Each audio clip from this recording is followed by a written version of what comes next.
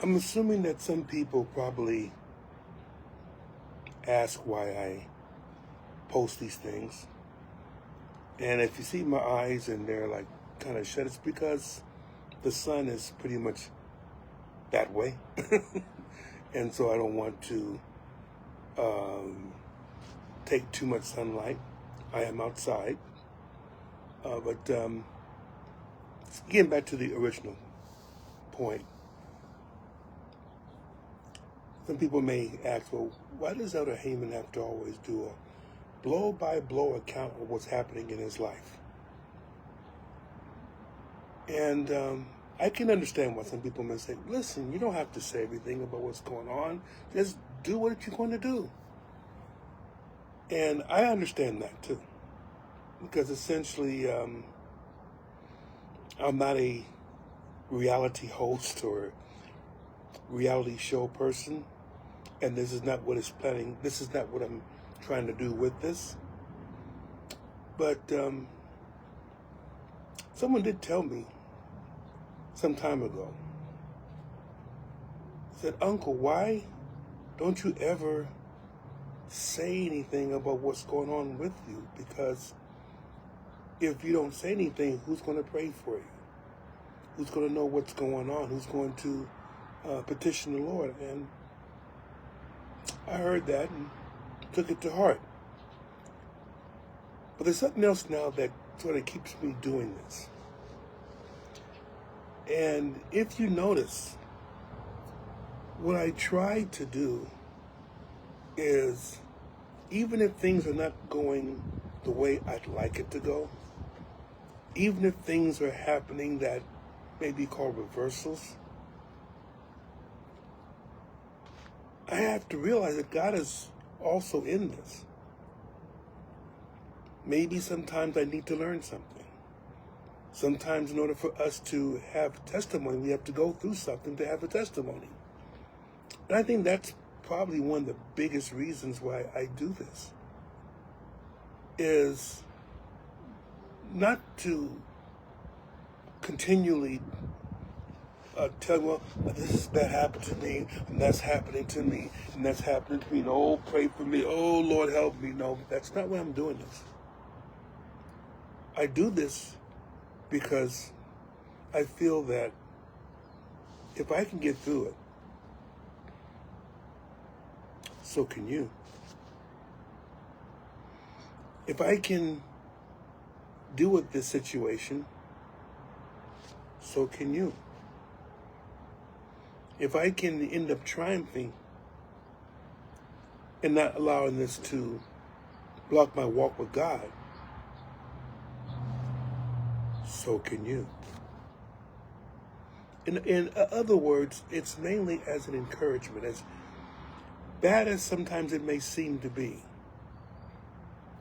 I think if you notice, there are times I may have a few tears in my eyes, but it's not a dirge or a tragedy. It's actually an uplift of God, that even through these things, God still helps. I think someone asked, why do we have to go through all these things? Why do we have to go through these troubles? And you know, before all these things begin to happen, and every so often there would be a question like that in my mind. But you know, I'm beginning to understand why. I'm not saying it's for everyone. I'm saying that sometimes it may be that you will have to figure out for yourself, or God has to tell you. Boy, these cars are loud. And it's not even, I'm not even on the main street. But it may be that when we really look at all of this, remember that scripture that all things work together for good to them that love the Lord and who are called according to his purpose. You have to understand though, number one, it doesn't say all things are good, because all things are not good. Some things are bad. Some things are horrible. Some things are terrible. And you don't want to say something that it's not. Let's not call a spade a spade. I mean, let's not call a spade a heart or a club. It's a spade. And if you look at it in a certain way, in a certain manner, yeah, it's tough things. Wife having a stroke, that's a tough thing. Having to live day to day, that's a tough thing.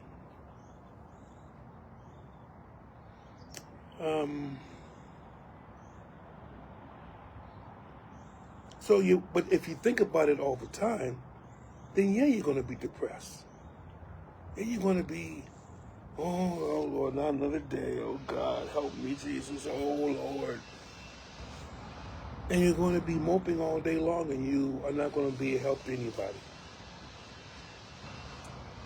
But you find out that as you go through it, somehow the Lord protects you. Sometimes out of your own resources, sometimes out of the help and kindness of others. But God knows how to direct what is needed to be able to help you. But no, all things are not good. But it says all things work together for good. There is a overlying theme to all this. And sometimes the Lord places things that are not so pleasant in our path. Not to kill us, not to laugh at us, not to be mean to us, but instead to draw out the strength that He knows we have, but we didn't think we had. And you won't know how strong you are until you have to go through something that happens to draw out your strength. A player cannot be, let's put it this way, your best players, whether it's baseball, basketball, football, don't get to the highest levels of their profession unless they have to overcome something. Whether it's their opponent, whether it's their own resistance, whether it's whatever it happens to be. If you don't struggle, you won't succeed. You'll expect everything to be great, expect everything to be nice. And Jesus never said everything was going to be great. Everything was going to be nice. So if you are looking for God to bless you with every single thing and nothing that happens in your life, you have just barked up the wrong tree. You have totally misappropriated what God is trying to do for you. But again, the idea is not that the Lord glories or loves to hurt you. But these things are placed in a way that if you don't falter, you will actually get stronger. And if you get stronger, then someone else can also get stronger by the stories that you tell. And therein lies why I do these things, why I post these things. Because before, maybe a year ago, maybe maybe even 6 months ago, maybe I wouldn't have been able to take it. Maybe I would have just collapsed into a heap of protoplasm and just didn't want to do anything anymore. But I'm here right now to say that it's not my strength that keeps me right here. It's the realization of the strength that lies in me that's been placed in me by Jesus. And that's where your salvation comes in. That's where your strength and victory comes in. It's not in your own strength.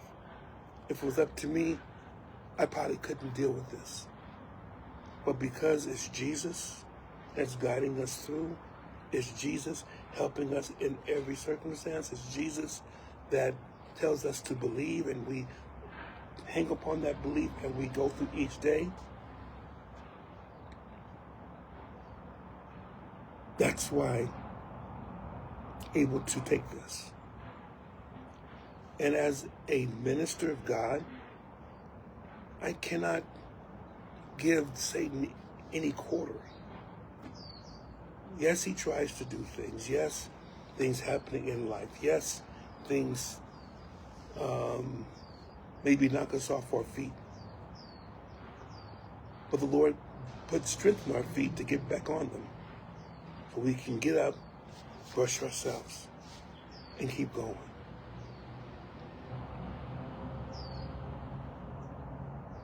I just want to make sure, saints, that we're encouraged by the things that are taking place. We don't want these things to happen. No, goodness. Goodness, no. But they happen, and let's make it so that there's a purpose to these things happening. Because if there's a purpose, then there's a reason. And if there's a reason, then we can actually get better as time goes on. No, I don't aspire to be as strong as the fathers of old, those who have went through before me. I can't even think I can step in their shoes. And I don't plan on doing so, because those men were powerful speakers and livers of God. But as far as I'm concerned, it's not that I have to live up to them. I have to live up to me. It is my life that has to get better. It is my soul that has to be more rooted. It's my mind that has to be more positive. It's my heart that needs to be more steadfast. And each day that I am practicing that is a day that, to be honest, there's a victory involved. And it really doesn't matter what happens then in my flesh. I may die tomorrow. So am I defeated because I die tomorrow? Is my story over because I die tomorrow? Am I lost forever because I die tomorrow? That's just my physical being. And my outlook, not just on life, but on the future, has changed quite a bit. Even as being a minister, not pastor, but minister.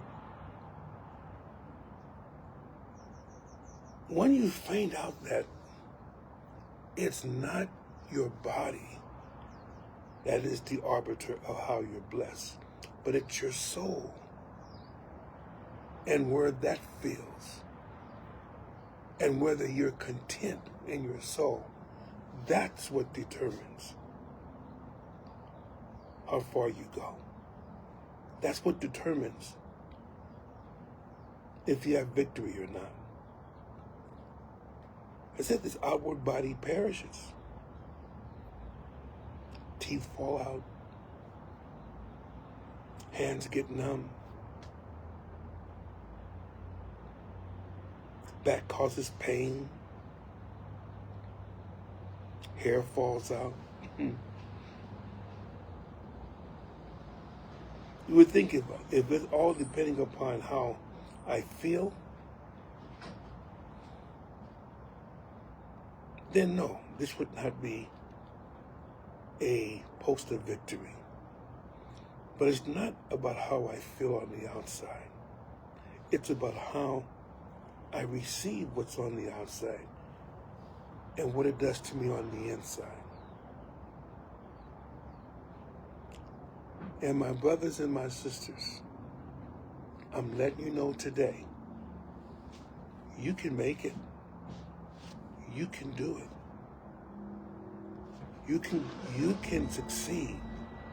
You have the victory.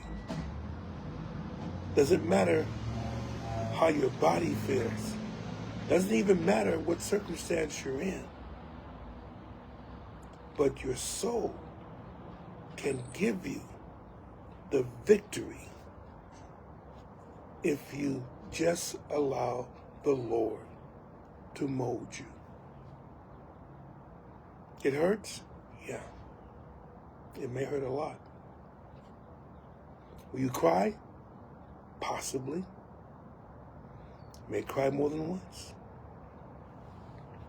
Will you be alone? You may be. You have to figure it out by yourself.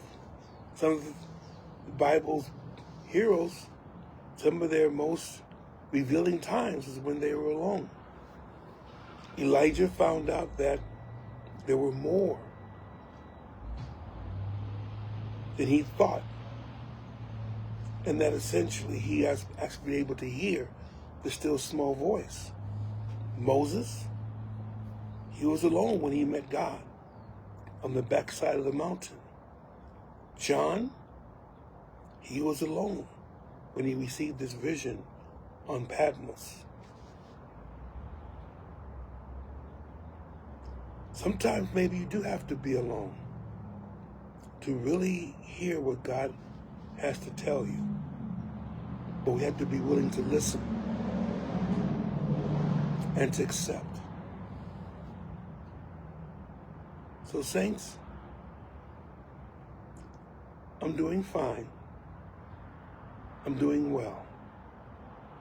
Not because of physical things, not because of material blessings, but because my soul is becoming right with God.